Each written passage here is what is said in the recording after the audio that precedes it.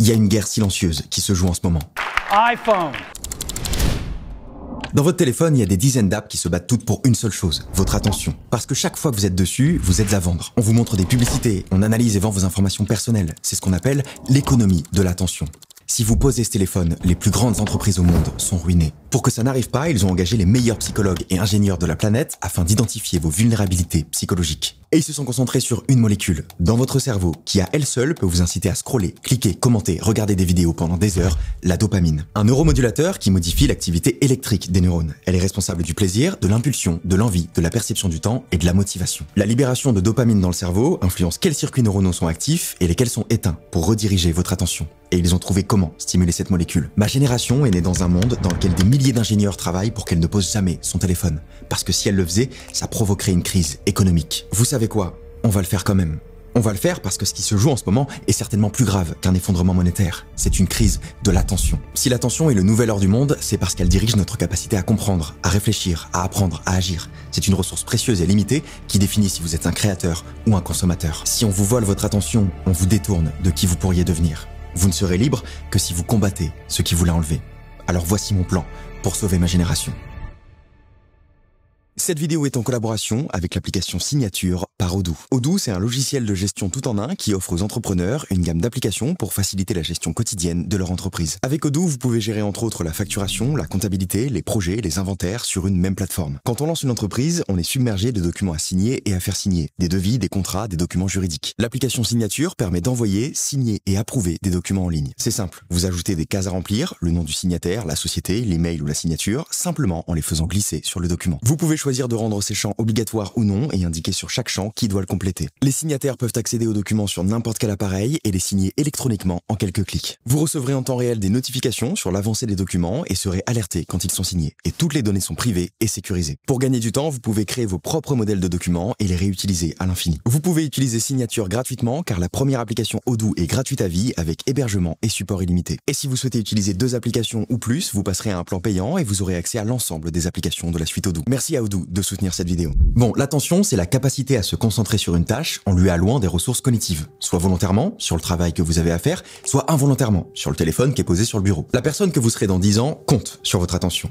Et j'ai une bonne et une mauvaise nouvelle pour elle. La mauvaise, c'est qu'une étude révèle que notre temps d'attention est tombé à 8 secondes. C'est moins qu'un poisson rouge. La bonne, c'est que cette étude n'existe pas. Elle est relayée par plein de médias, mais elle n'existe pas. En fait, le concept de durée d'attention moyenne n'a pas vraiment de sens, parce qu'elle varie effectivement selon les individus, mais aussi selon l'environnement, le moment de la journée et les tâches à accomplir. Donc il existe des études qui suggèrent une diminution de notre temps d'attention, mais il n'y a pas de consensus sur la question. En revanche, ce dont on est sûr, c'est que notre attention est fragmentée. On fait pas face à une pénurie d'attention, mais on nous la vole en permanence. C'est pour ça qu'il y a une messagerie dans tous les réseaux sociaux, parce que si vous ouvrez l'app pour répondre à un message, vous y restez plus longtemps que prévu. Ils sont devenus très forts pour interrompre notre attention. Et ça, c'est dramatique. Parce que si faire plusieurs choses en même temps est socialement accepté comme étant une qualité, au niveau biologique, c'est tout l'inverse. Changer d'attention, ça a un coût cérébral, qu'on appelle le coût de commutation. En gros, je suis désolé, mais vous ne savez pas faire plusieurs choses en même temps. Vous passez juste votre temps à jongler entre les tâches. Lorsque vous mettez une activité en pause pour une autre, votre cerveau doit changer de vitesse pour arrêter ce qu'il faisait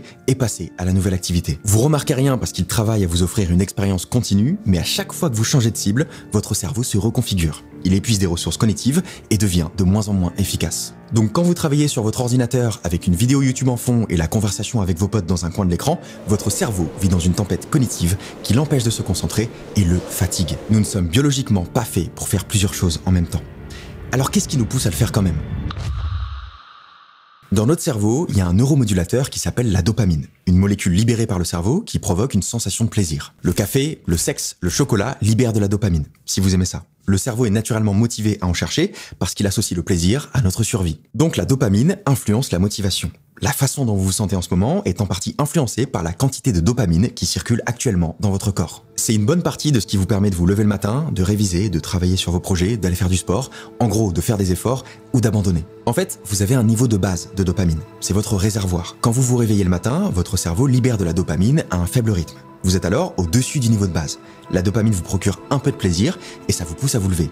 Ce qui va se passer ensuite est déterminant pour le reste de votre journée. Le cerveau est biologiquement conditionné pour rechercher du plaisir. Donc il va naturellement se diriger vers tout ce qui lui en procure, pour faire grimper le niveau de dopamine. La bonne nouvelle pour lui, c'est que notre société est bombardée de sources de plaisir. Il peut se servir un bol de céréales bien sucré, allumer la télé et scroller sur Instagram, le tout en même temps. Toutes ces actions, surtout cumulées, vont faire exploser la libération de dopamine. Donc le cerveau prend un max de plaisir. Mais après un pic, il y a un crash. Vos réserves de dopamine disponibles sont épuisées et vous descendez en dessous du niveau de base. En général, c'est là que vous essayez de travailler ou d'aller faire du sport. Bon courage, parce qu'à ce moment-là, il devient difficile de prendre du plaisir, ça affecte votre humeur et surtout, vous avez une baisse de motivation. Vous vous sentez comme épuisé. Mais votre cerveau, il a kiffé. Parce que lui, il connaît pas l'importance du devoir que vous avez à rendre ou de votre projet professionnel. Alors si vous avez une baisse de motivation, il va se tourner vers la dernière chose qui lui en a procuré. Là, il est très difficile de résister à la tentation. Parce que la dopamine, c'est pas la capacité à éprouver du plaisir, c'est la motivation pour le plaisir. Le simple fait de penser à votre téléphone libère de la dopamine. Donc elle remonte, ce qui provoque une nouvelle baisse, et c'est là que vous avez envie de prendre votre téléphone. Ça vous manque. On peut entrer dans une dépendance. Il y a un rétrécissement progressif des choses qui vous procurent du plaisir parce que vos besoins en dopamine sont déjà comblés. Mais à force, même cette activité ne vous procure plus rien parce que la dopamine est tellement stimulée que son niveau de base a baissé progressivement. Les récepteurs dopaminergiques sont de moins en moins sensibles, ce qui nécessite des stimulations toujours plus fortes sur des périodes toujours plus longues pour obtenir le même effet. Une vidéo qui vous aurait initialement fait beaucoup rire n'est plus aussi drôle parce que vous en avez regardé 50 autres avant. À un moment, il devient très difficile de ressentir du plaisir, mais vous êtes peut-être à un swipe de la vidéo qui va vous faire pleurer de rire, tout comme un joueur compulsif et potentiellement à un mouvement d'être millionnaire. Vous êtes addict à la possibilité d'une récompense qui maintient le comportement malgré la diminution du plaisir ressenti. Vous êtes addict à la dopamine, vous êtes addict à l'espoir. Vous ne courez pas après le bonheur, vous courez après le plaisir. Et c'est ce qui vous rend malheureux. Mais comment vous en vouloir quand les meilleurs ingénieurs de la planète ont utilisé leur compréhension du système dopaminergique précisément pour obtenir ce résultat? Ce que vous devez mener, c'est pas un combat contre vous-même, c'est un combat contre la société. Hello. I'm Bill Gates. The iPhone 3GS. iPhone 4. Is iPhone 7. Is iPhone 10. iPhone 13 Pro. iPhone 16. Fastest iPhone. The largest display. These are the best iPhones we've ever created. J'ai un plan en 8 étapes qui consiste à réguler les niveaux de dopamine. Première étape, dormez suffisamment. Pendant l'éveil, le cerveau accumule des déchets métaboliques dus à l'activité des neurones. Quand vous dormez, le système lymphatique élimine ces déchets. Si vous ne dormez pas suffisamment, vous empêchez votre cerveau de faire ce nettoyage et vous commencerez la journée avec les déchets de la veille. C'est ce qui entraîne une sensation de fatigue et de brouillard mental. La durée recommandée varie entre 7h et 9h en fonction des individus. Écoutez votre corps et essayez au maximum de vous coucher tous les jours à la même heure. Je dis au maximum, mais vous pouvez quand même aller en soirée. Deuxième étape, on va neutraliser votre smartphone. Lâchez tout de suite ce téléphone, on va pas vraiment le détruire. Changer de vie du jour au lendemain, c'est pas une solution. Ça va marcher une semaine ou deux, puis vous allez vous sentir seul, anxieux et en sérieux manque de dopamine. Ce qu'on va faire, c'est juste installer une app. Opal pour iOS, Freedom pour Android. Testez la version gratuite, mais je pense que la version payante vaut vraiment le coup. Sur Opal, j'ai un programme que j'ai appelé Thanos et qui bloque la moitié des applications de mon iPhone et de mon Mac. J'ai pas accès aux réseaux sociaux, je peux pas lancer de jeux, j'ai pas accès à WhatsApp. Tous les sites ou applications que je considère comme distrayants sont bloqués, sauf entre 17h et minuit. Là, c'est open bar. Du coup, quand je me réveille, je pourrais avoir le désir d'aller sur Insta, mais techniquement, c'est impossible.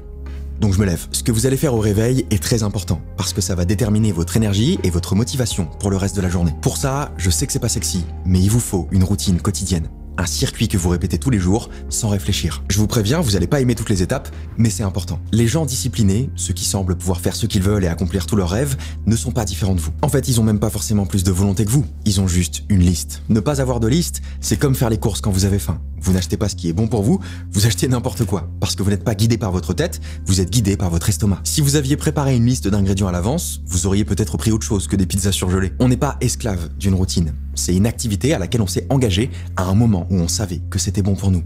À l'inverse, quand vous vous réveillez et que vous allez directement sur Insta, vous n'êtes pas libre. Parce que vous ne faites pas ce que vous avez envie de faire, vous êtes esclave de vos pulsions. Bon, la troisième étape est simple. Au réveil, buvez un verre d'eau. Après une nuit de sommeil, vous êtes en légère déshydratation, ce qui impacte directement vos performances physiques et cognitives. La déshydratation réduit l'endurance, la vitesse de traitement de l'information, de prise de décision, elle augmente la perception de l'effort, l'anxiété, détériore l'humeur, bref, vous voulez vraiment pas être déshydraté. Alors buvez de l'eau dès le réveil et continuez toute la journée. Sérieusement, je sais qu'on le fait pas assez, c'est hyper important. La quatrième étape, vous allez moins l'aimer, c'est une douche froide. Wake up, you piece of shit! L'exposition à l'eau froide augmente la dopamine de manière durable. 30 secondes suffisent, donc si vous voulez juste finir avec de l'eau froide, vous pouvez. Personnellement, je la prends froide du début à la fin. C'est difficile sur le moment, mais ça va vous apprendre à prendre du plaisir dans l'inconfort. Croyez-moi, c'est un boost d'énergie dès le matin. Vous me raconterez comment ça s'est passé. 5e étape, la lumière. Vous devez voir la lumière du soleil le plus tôt possible dans la journée. Sortez marcher 10 minutes, sans lunettes de soleil. Essayez de lui faire face sans le regarder dans les yeux. Ça stimule les cellules de l'œil et déclenche une série de neuromodulateurs et d'hormones qui vont améliorer votre humeur et votre vigilance pour la journée. La 6e étape concerne le café. La caféine, c'est une bonne chose. Non seulement elle augmente la libération de dopamine, mais elle a aussi un effet protecteur sur les neurones dopaminergiques. Si vous êtes un adulte, vous pouvez prendre jusqu'à 4-5 cafés par jour, mais le moment auquel vous les prenez est important. Si votre agenda le permet, évitez la caféine dans les 90 minutes qui suivent votre réveil, pour ne pas perturber la sécrétion de cortisol qui est déjà en train de vous réveiller. Plus important encore, arrêtez toute consommation de caféine 10 heures avant d'aller vous coucher, pour ne pas perturber la sécrétion de mélatonine qui vous endort le soir. Si vous pensez que 10 heures c'est trop pour votre mode de vie, au moins 6 heures. 7e étape, bougez. C'est pas ce qui me plaît le plus, mais faites une séance de sport avec de la force et du cardio et marchez 7000 pas par jour pour optimiser les niveaux de dopamine, avoir une meilleure santé globale et plus d'énergie. Ça, c'est un point très important. À long terme, l'exercice régulier augmente l'énergie. On arrive à la 8e et dernière étape. Vous devez entrer dans un état de flow. Le flow, c'est cette période durant laquelle vous êtes pleinement concentré sur une activité et plus rien n'existe autour de vous, pas même la notion de temps. Vous l'avez très certainement expérimenté quand vous étiez enfant, c'est très difficile à reproduire dans la vie moderne, mais vous verrez que sans votre téléphone et avec la bonne méthode, c'est vraiment à votre portée. Vous devez avoir un objectif clair qui doit être adapté à vos capacités, donc pas trop facile mais accessible, lui donner une date d'échéance et concentrez-vous uniquement sur cet objectif pendant 90 minutes. Vivre ces fenêtres de concentration en pleine conscience 2 à 3 fois par jour, ça va changer votre vie. Ce sera certainement pas facile au début, votre esprit va se rebeller, vouloir faire autre chose, mais résistez.